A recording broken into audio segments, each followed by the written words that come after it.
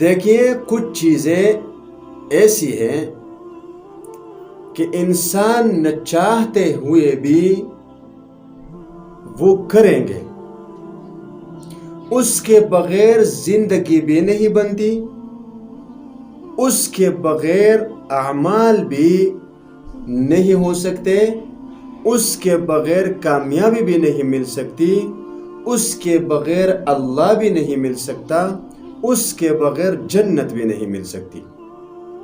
دیکھیے حضرت ابو ہریرہ رضی اللہ تعالی عنہ سے روایت ہے کہ رسول اللہ صلی اللہ علیہ وسلم نے فرمایا، مجھے 9 چیزوں کا حکم ہے اللہ کی طرف سے۔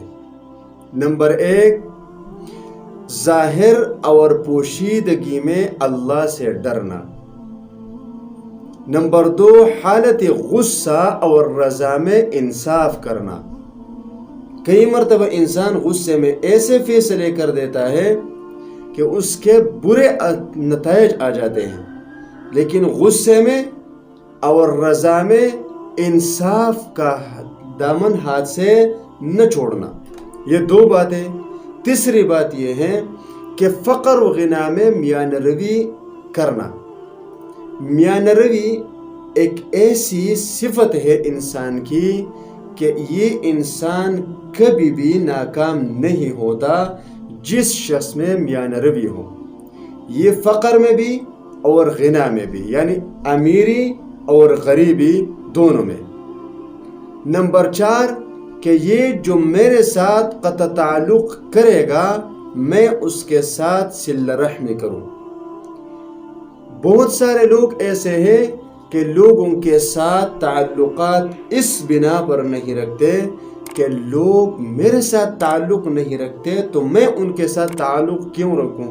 اگر کوئی شخص ایسا ہے کہ جس کے ساتھ کسی کا تعلق ہے تو اس کے ساتھ تعلق رکھنا کوئی کمال اور ایمان، بڑے ایمان کی بات نہیں ہے۔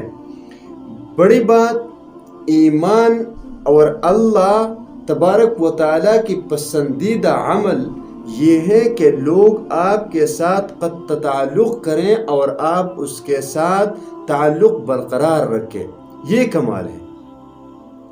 5ویں بات، حضور صلی اللہ علیہ وسلم فرماتے ہیں، جو مجھ کو محروم کرے میں اس کو دوں، یعنی جو شخص مجھ پہ صدقہ نہیں کرتا میں اس پہ صدقہ کروں، یہ صفت ہے۔